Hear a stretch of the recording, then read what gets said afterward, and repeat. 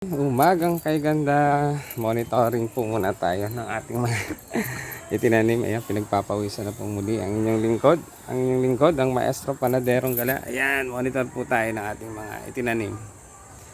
So ayan po yung ating native ampalaya eggplant. Ayan, sa unang plot. At ito naman po, mga pipino. Ayan, gumagapang na sila. So mamaya lagyan ko po siya ng kahoy na ganito para maakay papunta po dyan sa kanilang trellis. Ayan, umagang kay ganda. Ayan, so sana po ay mag-enjoy kayo sa panonood ng aking video o reels. Ayan, so ito po, lagyan na po natin yung iba. Ayan o, eto, tingnan nyo po yan. So aakayin po natin papunta doon yung ating pipino. Ayan, aabangan na po natin kasi sila po ay gagapang na. So kapag nakita po natin na ayan, meron na po siyang mga ganito, ayan, abangan na po natin sila. Pwede na po silang gumapang sa mga ilang araw, gagapang na po yan dyan papunta sa taas. Ayan, galayan tips pong muli. At habang hindi pa po mainit at makulimlim at nag-uulan, ay i-transplant na po natin yung iba pang mga natirang eggplant. Ayan, habang nagdidilig pa rin po ako ng mga herbs. Ayan, ayan po. Ayan, so panoorin niyo po ako habang nagta-transplant ng eggplant. Ayan, so ito po yung ating mga eggplant. I-transplant na po natin. Ayan, so ganito po kapag ang transplanting po usually, sabi ko nga po, ay sa hapon. Pero kapag ganitong makulimlim, nag-uulan, pwede po tayong mag-transplant. Ayan, thank you for watching and God bless us always. Pawisan ang inyong lingkod.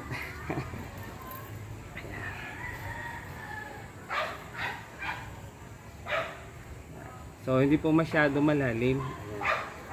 Kasi buhaghag naman po yung lupa at nabungkal po natin ng halos isang ruler ang lalim. Kaya hindi po masyado malalim mga pagtatanim na to. So, mamaya diligin ko na rin po ito. Yan.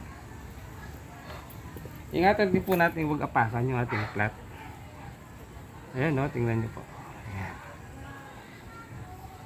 Ayan, so sana po ay nag-enjoy kayo sa aking video, sa aking reels. Ayan, syempre pag nagustuhan nyo po, i-like nyo po and i-share nyo na rin po para mapanood ng buong mundo.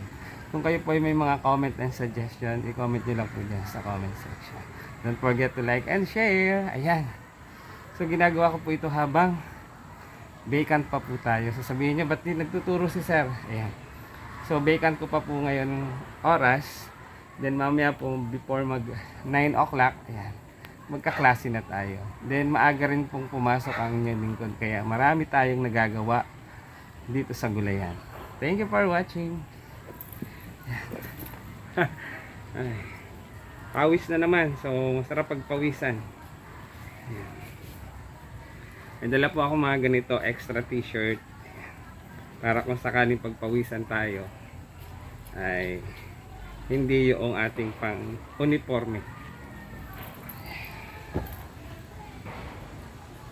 Ayan. Ayan, tanim na naman po tayo. After 2 months po dito sa loob ng greenhouse, makikita niyo po yung pagbabago. Ayan. Maganda na naman po, magiging green na naman. Kaya greenhouse. Greenhouse sa dami ng tanim. Siyempre po, step by step tayo. Hindi natin pwede po na isang iglap ay maging maayos na agad. Ganun po talaga. May proseso tayo.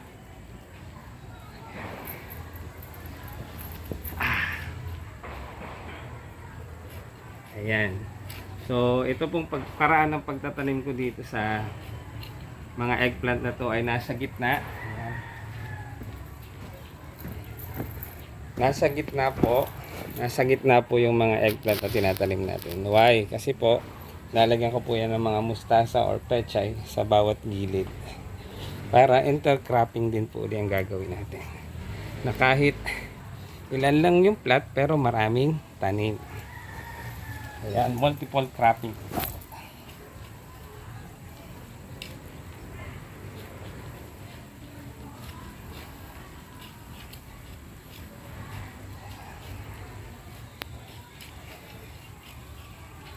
Yan. Bayan natin ng konti ang ating camera. Yan, dyan lang po kayo. Panoorin nyo hanggang sa dulo. At sana ay nag-e-enjoy kayo.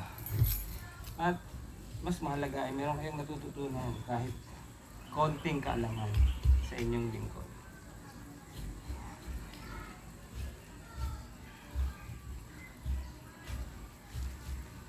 Mainit po ang temperature dito kahit pakulimlim. Ayan. Yan ang kagandahan ng ating greenhouse. Na kahit po ay umuulan, mainit pa rin po yung temperatura dito sa loob ng greenhouse. Ayan. Ayan.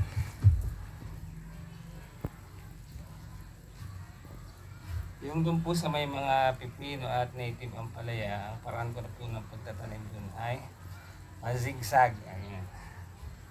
Mazigzag dahil meron po tanim siyang pipino sa gitna. Ito naman po, ang nasa gitna is eggplant. Tapos sa gilid po, sa bawat tabi yung ating pechay or mustasa. Kaya para intercropping po ang galing natin. Ayan. Pawis. Nagpapawis na talaga niya dito.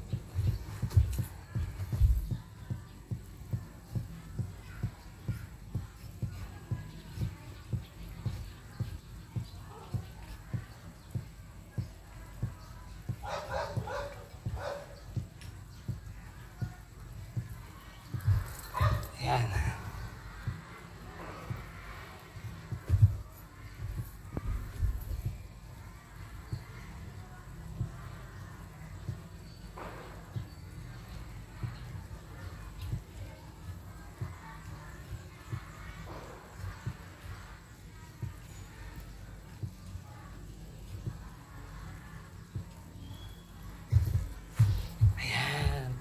Pawis na ang inyong lingkod. Ayan, okay lang po yan. Dahil umaga naman. Masarap pagpawisan. Yan o.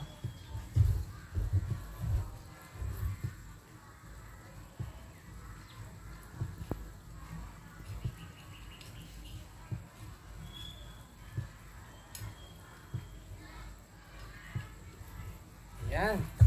So after na po nating may transplant, ayan. Didiligan na po natin yan. O, ayan na po yung mga na-transplant po natin. Isang straight na mga eggplant.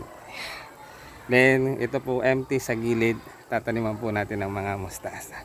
Yan. Sana po ay nag-enjoy kayo. At sana po ay mayroon kayong natutunan sa inyong lingkod. Ang Maestro Panaderong Gala. Muli, ito po ang inyong lingkod. Ang Maestro Panaderong Gala. Nagsasabing, pagpalang araw, ingat po tayo palagi. And God bless us always. Thank you for watching. Share na yan.